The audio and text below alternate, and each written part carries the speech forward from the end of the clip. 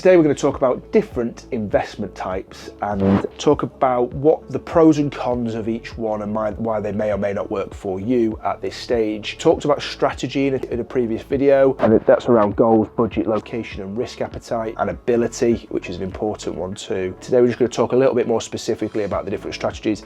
If you're searching through YouTube and you're searching through Facebook and online, you will have overwhelm in terms of which strategy to pick. There are loads to choose from. I would start with budget and ability. So have you got any ability or knowledge in property? It's okay if you don't, but you've got to start probably in a easier strategy. What is your end goal? All those bits we spoke about before, but let's go through the pros and cons of some of these. So the first one's the buy to let. I think everyone should start with it. I think everyone should have at least 10 buy to lets to start. I think it gives you a bed of cash flow. I think when things go wrong, the price of things, continues to go up if you hold those assets. I think it teaches you how to find deals. I think it teaches you how to buy deals. I think it teaches how to raise finance for deals. All relatively low risk. There's rent to rent I've got down here, which I'll talk about in it briefly, but lots of people want to start on a rent to rent because it's a low capital output and you don't need lots of money to start on a rent to rent, but I don't think it's the best place to start because it doesn't teach you lots of the fundamentals of what you want to learn in property. Buy to let might be a little bit harder to start than a rent to rent, for example, but also it will teach you more with relatively low risk. Buy to let pros are that it's relatively low risk, it's relatively simple to get into and understand, and it's a great starting point. The cons are that it doesn't give you necessarily lots of cash flow day one, although I still think property is an investment business, not a cash flow business. It doesn't have probably quite a lot of them to get to a financial freedom point that lots of people are trying to get to. You need to raise obviously deposit for it. Depending on certain areas, you may or may not have problems with tenants, but you've got to find the right areas for that. So you've got to be careful in around where you buy, how you buy and what your product is. And the margins are a lot smaller for the reasons I've sort of said, but you've got to find the right sweet spot for buy-to-lets. Flips, always or very, very regularly seen as something where you can make chunks of change, 40, 50, 60 grand. Everyone's seen Homes Under the Hammer, which is a really well buy at auction, do it up and sell, and it's as simple as that. And flips are good, they're a step up, a little bit different to a buy-to-let. I think I'd always look at a property sort of, can I hold it? Does it work as a hold? And then if it becomes a flip and you can sell it as a flip, then great, and you can make some money out of it. If you're looking at it as a flip first up, there's lots, at times it can really, if you don't get it quite right, it can really eat into your budget, eat into your money. So the pros of flips are that you can build up a pot of capital, and it can be a little bit of a quicker way of making lumpy cash.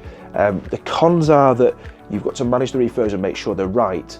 And then the cons are that there's a little bit of risk in the sell and the exit. So if you've bought a flip, for example, and you've got it on a bridge in finance, and the bridge in finance is only for 12 months and you're paying interest on that, and if the sale takes longer, this is the thing that's out of your hands. The sale process in the UK takes about 6 months on average. It could take longer, it could be quicker, and that's from when you find a buyer. So you might take 3 months to find a buyer, then 6 months for conveyancing. That is a huge period of time. If you've already taken 9 months to renovate the property, you're out of those bridge terms and it costs a lot of money. So there is that risk of time in that. And also from there, the budget could overrun, and then you're sort of eating into your profit if the budget is absolutely bang on and managed perfectly.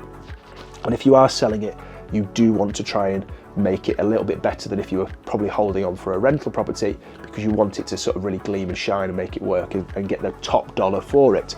Obviously, if you're doing a buy-to-let or a BRR, as it's sometimes called, is that the refinancing process doesn't take as long. It might only take 2 or 3 months, and you've not got the same risk as maybe a 9 or 12 month selling process at the back end. So they are different in that way, buy-to-lets and flips. There's nothing against flips, they do work. They work better in the south, I think personally. There's not as much meat on the bones in the north, but then obviously you're paying more, you need a bit more capital to start with. HMOs, this is often seen as the strategy for cash flow. Buy a house, rent out each room individually, turbocharge your income. There is a lot of legislation at HMOs. There is a lot of safety around it. There's fire to look at, there's planning potentially, there's licensing. There's lots of different parts of HMOs that do not make that simple as just letting out each room. The HMO market has gone where the standards have gone a lot higher, and as they should be. Each rooms now and kitchens or what have you are done really nicely, and people spend a lot of money on them. You obviously can make some good cash flow numbers from them. You can get good rents for them, and especially in this market at the moment where rental demand is high. But you do have to be careful of Article 4, which is a planning constraint. You do have to make sure you've got the licensing right. You do have to make sure you are compliant with fire, you do make sure you have to be compliant with licensing, a 5-year licensing thing that you have to apply for each council. There is lots to consider. So for me, it's not for the beginner investor. It is not a strategy that I don't dislike. I'm not, I don't love it, I don't hate it. But it is certainly something where you have to be a bit more seasoned and have a little bit more advice in. But it can get you that cash flow a lot quicker. I don't think you get the same capital growth because the properties get wear and tear a lot more, and then selling it, you can only sell it to a commercial market. If you've got a room downstairs that's got an ensuite, turning that back into a normal house is a little bit more challenging. If you are enjoying this video so far, and you would like a copy of my cheat sheets, and you would like a copy of my 30-day to 10K email list, where every day I'll send you an email for 30 days, step-by-step guiding into your start into property, please click on the link in the bio to sign up for the email. If you would like a little bit of mentorship and would like some help, please click to book a call with one of my team. We have some group mentorship, we have some one-to-one mentorship. So if you feel like you need a little bit of help getting into this, please click below. And also, if you could like and subscribe to the channel, that'd be really helpful.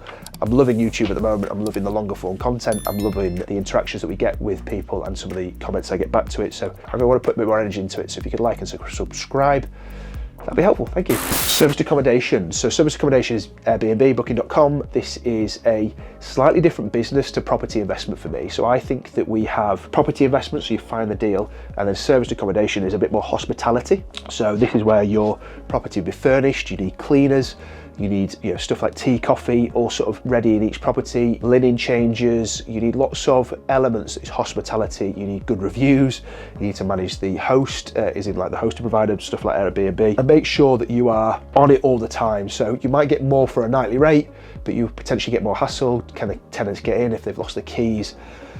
All the bits that might come with running a hotel, which is effectively what serviced accommodation is. You're running a hotel. You can get some longer term contractors and you can get some longer term bookings, but serviced accommodation is a hospitality business. Lots of people do rent to serviced accommodation. We're going to talk to rent to rent, where they'll rent the property and then do serviced accommodation on the top. That is just effectively renting a property and then running a hospitality business for me. It can give you some cash flow without having to raise capital for the deposit, but for me, if you were going to do serviced accommodation, I would learn the strategy of finding buy-to-let and finding a good property that's going to add value over time, and then running a serviced accommodation business as well. So you've got the bonus of capital growth and then the cash flow that comes in from serviced accommodation, and running those two businesses. That is busy, that's a lot of work if you'd like to do that. But if you get that right and nail both parts, as in the property investment and the hospitality part, you could earn some really good money from it. So I have run serviced accommodation, I don't mind it, but you have to be really realistic about the time that it takes and the effort that it takes to get that working. Rent to rent. So this is a strategy that is really common for start out investors. I personally do not like it. I'll put my cards on the table. I do not like rent to rent. You are becoming a lettings manager. You are running a lettings business. So you are borrowing, or you are renting, you are giving a landlord his rent, whatever it is, £1,000 a month, and then you're going to manage the tenants within that. You're going to take a cut for it. So rent to serviced accommodation and rent to HMO are two really popular strategies, because you'll rent a property and then sort of turbocharge its thing. Rent to social housing as well is a really common thing as well. I really don't like that. I don't think you'd give your house up to social housing potentially, so why would you do it to somebody else's? I think if you're going to do it, you need to own the property and give it to social housing that way, have a bit more control. But again, each their own. This is just my opinion. It's my channel, I can do what I want. I say what I want. But rent to rent is you are renting a property from a landlord and renting it out again to a tenant, and you're managing that. You're taking the landlord's hassle out of it. You're giving him guaranteed rent, and you're going to try and make some money by either renting out the rooms individually or doing the serviced accommodation. Good if you have no capital to start with. I think you still need deposits, you still need furniture potentially, you still need some compliance. So you're still going to need 10 or 12K to get going, but you're just not going to need the 20, 30, 40K that you might need to start a buy-to-let business. It might be a good way in, but it's really, really time intensive for lots of reasons, and it will sort of teach you the letting side. It just won't teach you the buying side, because you don't have to go through conveyancing, you don't have to go through raising capital to a degree, you don't have to go through buying, owning, and the property itself, you just have to rent it. So you don't learn loads about property within it, so I think you're better starting out and learning that and building on top of that. And then commercial. So the commercial is another step up for me, for anyone starting. It is really important that you understand the risk. You could be sat there for ages with no tenant. If it's in a good area, you could be. Lots of pros of commercial. There's lots of pros, but understanding where the location is, the value you can add to it, what the tenant is going to pay and what the value is once the tenant's in, and the type of tenant, and then like I say, the location. You don't want it in the city centre of a dying town where it's empty. But I do like the strategy of commercial with some residential upstairs and some uppers, whether that be a HMO or whether those be flats. But there's an element of complexity to that, and understanding the different lending types within commercial. So commercial, you don't just get your typical buy-to-let mortgage. It is a commercial product which might be a little bit more expensive because there's a little bit more risk. So you've just got to understand quite a few different aspects within the commercial that is different to the residential. And the small summary on all of this in terms of the strategy and understand the types is, as we said before, understand your goals, budget, location and risk ability. So they're all different parts of it. So what is your end goal? How much do you want to put effort? How much do you want property to be your business? What's your ability in it? What's your understanding? How long have you been doing it for? What's budget? What access to finance do you have?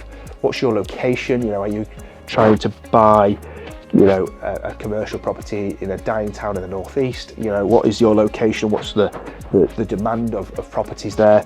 And what's your appetite to risk? Are you happy with a slightly higher risk, or do you want to keep it as simple and as basic as you possibly can?